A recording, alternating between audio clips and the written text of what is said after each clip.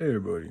So I know I just dropped some heavy videos, but this is the truth, what's going on. And I know firsthand what happens. I grew up in a family that was very much,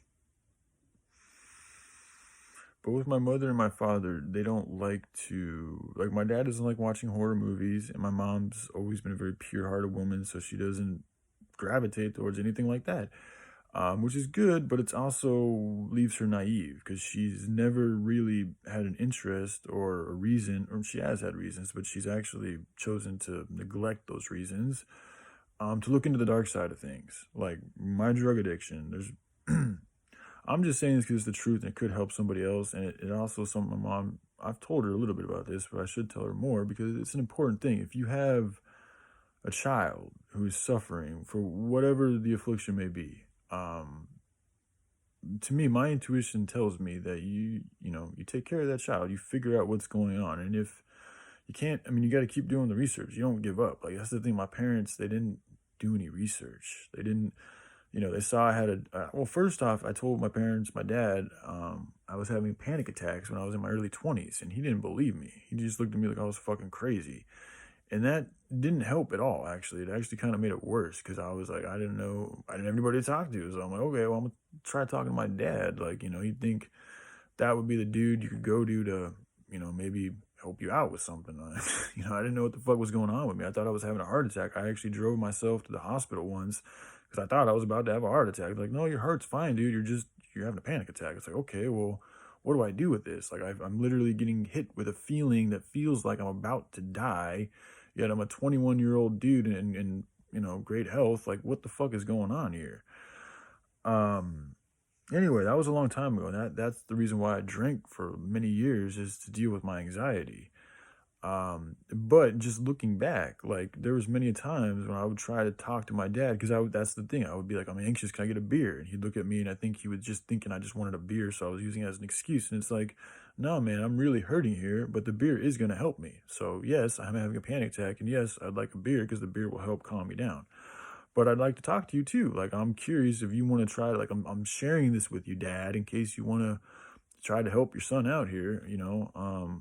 And again, I think a lot of the reason why he hasn't done that for me or for my brother is because the way he grew up, in military, he was like class president in high school. He was on the football team. Everybody loved him. Like, he was friends with the nerds. He was friends with the jocks. He was friends with like everybody. He got in trouble. He was like a troublemaker kid. He was like all over the place, did everything. Everybody loved him. He got a scholarship to West Point at 18. He left his house, like, just golden boy. Fucking, he was like one of the best in West Point. And then he went and became an Army Ranger, did good in Army Rangers, broke records. Like, so I think he never had anybody telling him what to do or help him out. He was always able to figure shit out on his own, and which is good for him, and very successful. But it doesn't give him the experience that allows him to be able to relate to other people in trouble, because he doesn't know how. He's always been able to do his shit. He hasn't needed somebody else to help him out with things. He's never had panic attacks. He's never been so manically obsessed with thoughts and feelings that he doesn't know what to do with himself, kind of like my brother and myself can be at times. He's always just been kind of more of a chill, just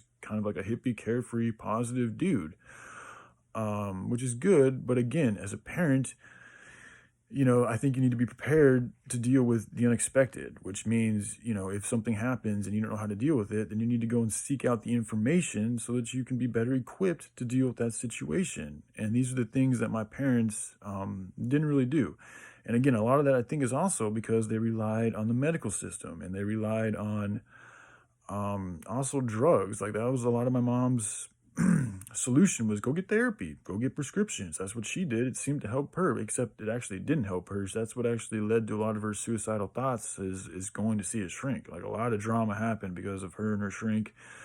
And I've had dramas with shrink too. So in my experience, they don't really help. In fact, the shrink that she ended up seeing, he ended up getting in trouble because him and my mom became so close just on peer level. Nothing romantic happened. There was rumors. Anyway, my point is like, even from the shrink's perspective, he began to realize that he's not able to really help people the way he really wanted to help people because of the curriculum that the psychological department puts on his practice. So my hat goes off to him. We actually had quite a few kind of like man-on-man conversations about shit, because there was a time when there was a full family intervention, with the whole family went in there to help my mom because she was that suicidal. And we sat down and talked, and his idea was to put her in a room on her own. And I was like, that's not a good idea, bro. Like, she's suicidal. She needs to be around people. Like, that's dangerous. When you're suicidal, being on your own is dangerous, okay? Not now. We are her family. We are triggering her in a lot of ways, but at least we're going to be here to watch over her. Now, if she wants to go see somebody else, that's cool. But to be on her own is something that I don't agree with. But anyway, things ended up working out good between them. He ended up leaving the practice and he's doing his own thing independently, which is what I suggest for anybody to do. Because you're going to be able to help people the way you really want to help people, and you don't have to have these type of rules where you can't reach out beyond patient, contracts and all this bullshit. That's what gets in the way. And I think that's what got in the way with me and this dude who I opened up to. And then after he tells me, I'll always be there for you. And then, okay, you tell me that and I open up and then you're like, oh, I can't deal with that anymore. I can't be there for you. It's like, okay, that's going to fuck somebody's head up a little bit, dude. But anyway, again, this is where it goes back to the system. Like that guy, he was trying to help me, but he saw something in there that was a red flag and he was worried about himself probably or for some other fucking reason. And so he had to do what his law tells him he has to do or his regulations, and he sent me on my way. I don't know. Maybe that's why, maybe not. But my point is that we have a serious issue here, and it goes back to what we're perpetuating, what we're doing with our lives, what we're putting our energy into, and also the subliminal messages that we pay attention to that are fed to us. Okay, and again, these are the people, they're doing this on purpose. Okay, this is why, again, we need to starve this beast system and move away and stop paying attention to these low vibrational things. And since there is a money issue, because a lot of people don't have the means just to drop and leave everything. I mean, I can because I'm an able-bodied man, but a lot of people are not like me, so they can't do that. So this is where it would be nice, or it would be beneficial and kind and generous and in God's goodwill if other people with more resources were able to develop some type of a system to help other people, but people who are less able than myself. I'd love to help you guys, but I really don't need the help. Like, I can make it on my own. But for others who can't, to help them develop a system so that they can help themselves, so they don't have to continue perpetuating this fucked up society, and so they don't have to continue living around such evil energies. You have to realize that suicide rate, those suicides rates, that's evilness, that's energy. It's evil energy around this country, around everything. Now, there's a reason why we all wake up fighting negativity every single day. It's not just like we're all that fucked up. No, there's actual forces here trying to make us feel even more fucked up.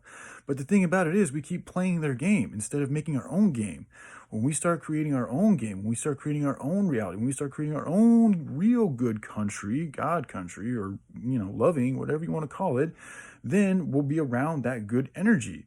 But this country is no longer really ours. It's being cultivated, has been cultivated by something very foreign, something very toxic, something very nefarious, something very evil and destructive. And now that feeling is beginning to permeate more and more and more and more into the people's lives.